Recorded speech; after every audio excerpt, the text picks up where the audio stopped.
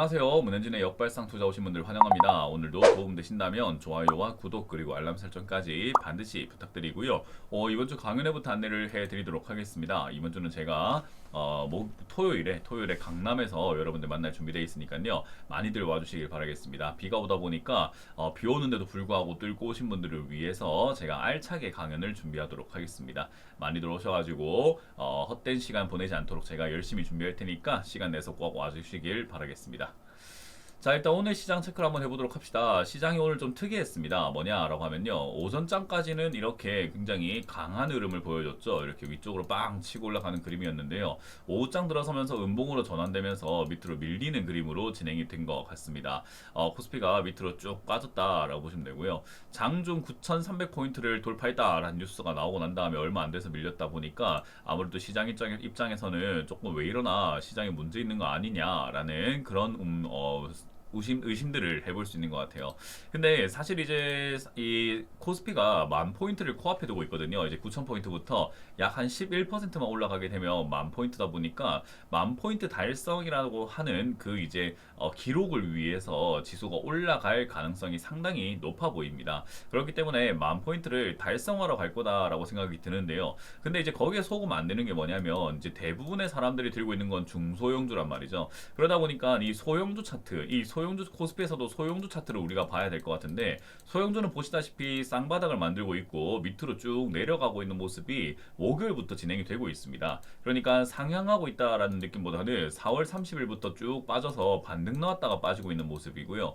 이 차트 모양을 우리가 소형주만 따로 볼 게 아니라 그냥 이렇게 코스닥을 보시면 되거든요. 그래서 대부분의 사람들이 봐야 되는 차트 모양은 코스닥이다라고 보시면 될 것 같아요. 그래서 자꾸 뉴스에서 코스피가 사상 최고치를 찍었다, 장중 최고치다, 신고가 찍었다, 잘 간다, 이러다 보니까 나 빼고 돈 벌고 있다라고 이렇게 착각하실 수 있는데, 사실 지금 돈 버는 몇몇 빼고는 전부 다 돈 못 벌고 있다, 이렇게 생각을 하시면 됩니다. 마치 이 반도체 관련주들 또는 반도체 기업들이 돈을 벌고 있다 보니까 다른 중소기업들과 우리 시장 상인들 또는 중소자영업자들 또는 우리 뭐 여러 가지 소상공인들이 전부 다 돈을 잘 벌고 있다라고 착각하는 거랑 똑같은 거예요. 우리나라 GDP가 지금 17%나 올랐다라고 하거든요. 근데 그렇게 GDP가 올랐다라고 하는데 우리가 그렇게 수입이 증가했나요? 아니잖아요. 반도체 관련 기업들이 수입이 증가한 건 맞는데, 그렇다고 해서 내 주머니 사정까지 좋아지고 있는 건 아니죠. 그러다 보니까 지금은 시장 양극화가 사실 일상생활에서도 느껴지고 있고 지수에서도 느껴지고 있습니다.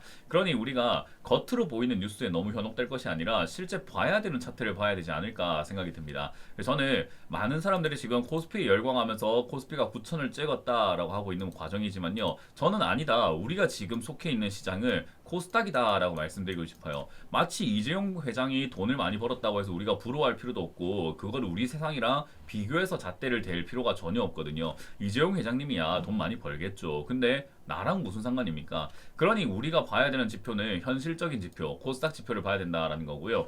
이 코스닥 지표를 보게 되면은 쌍바닥, 지난 저점을 지키는지 지키지 않는지, 이게 굉장히 중요하다 보시면 됩니다. 그래서 제가 말씀드렸지만 조정장은 여전히 진행이 되고 있는 거고 순환매 장세가 올 수 있으니까 이제 그거에 대해서 대비를 하는 것이 좋다라고 말씀을 드렸던 거죠.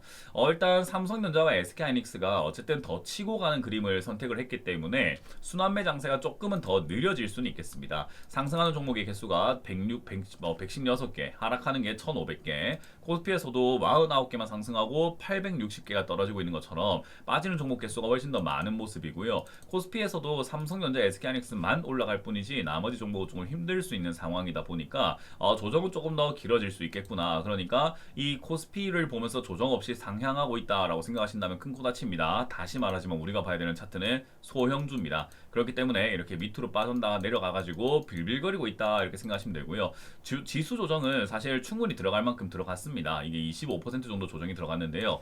이 지수에서 25% 조정은요 충분히 들어갔고요. 아무리 깊어봤자 뭐 신용 위기라던가 금융 위기급의 어떤 문제가 생기지 않으면 40% 이상 빠지지는 잘 않습니다. 그러니까 그런 경우들은 드물다라고 생각하시면 돼요. 그래서 약 한 30%까지 빠진다고 가정을 해도 지금은 밑으로 내려갈 공간이 얼마 안 남았다, 별로 그렇게 깊게 더 빠지긴 힘들다, 이렇게 생각을 하시면 좋을 것 같네요.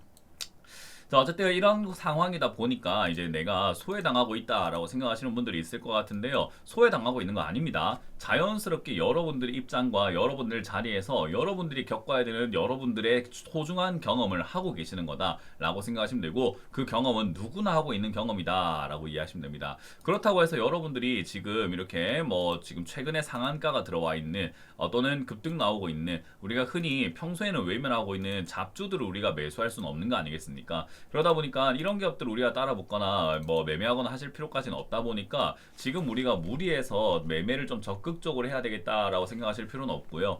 대신에 이제 대형주들에 들어간 돈들의 양이 굉장하다 보니까 중소형주 쪽으로 이렇게 돈이 쏠려 들어왔을 때 강동 CNL처럼 급등세가 이렇게 강하게 나올 수 있다라는 것은 포인트가 돼요. 이것도 만약에 이 2023년, 2024년에 물렸던 사람이 있다라고 한다면요. 이게 언제 탈출될까? 내가 탈출할 수 있을까라고 생각했던 사람이 본전까지 찾는 게 금방이잖아요. 그렇기 때문에 지금은 물려있는 종목이 이상 급등 현상으로 인해 가지고 하늘 무서운 줄 모르고 높이 올라가는 그런 현상들이 나타날 수 있습니다. 그렇기 때문에 이러한 강한 흐름을 우리가 이용을 한다면은 바닥에 있는 종목으로도 충분히 수익을 낼 수 있고, 그리고 내가 물려있는 종목들을 강하게 이렇게 튀어 올라올 때, JW 신약처럼 튀어 올라올 때 탈출하고 나갈 수 있다라는 거죠. JW 신약도 단기간에 지금 약 100%가 급등이 나오고 있는 상태이기 때문에 어마어마한 상승을 보여주고 있다 생각하시면 됩니다. 이런 것처럼 강한 급등세가 이렇게 올라올 수 있는 종목들이 지금은 많아졌다라고 생각하시면 되고요. 그건 이제 소형주에서 일어날 일이다.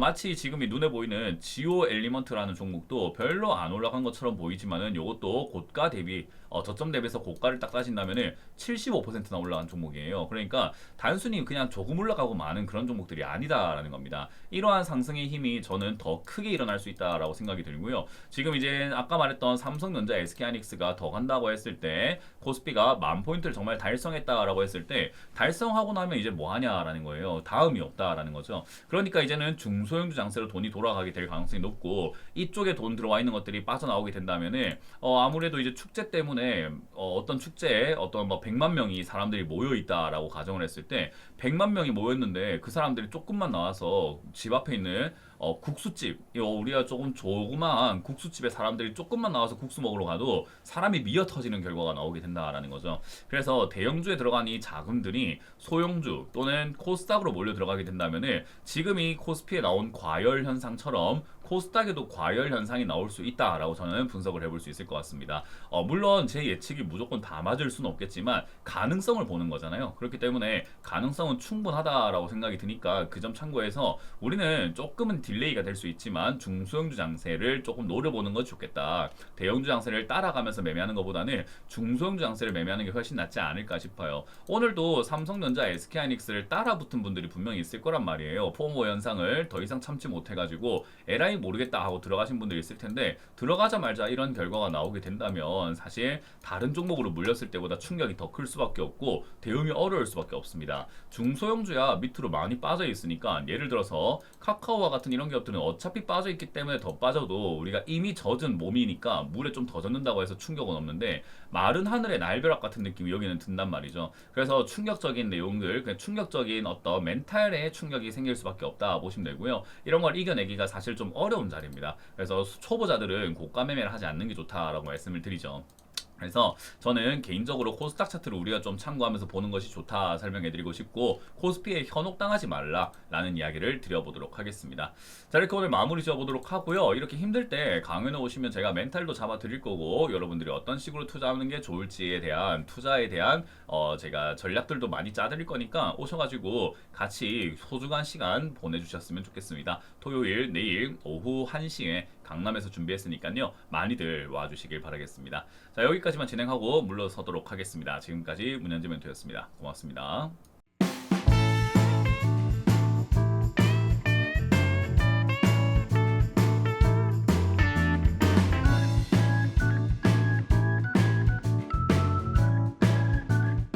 시청하신 영상이 도움이 되셨다면 좋아요와 구독, 그리고 알람 설정까지 반드시 부탁드리고요. 여러분들의 성공 투자 기원하도록 하겠습니다.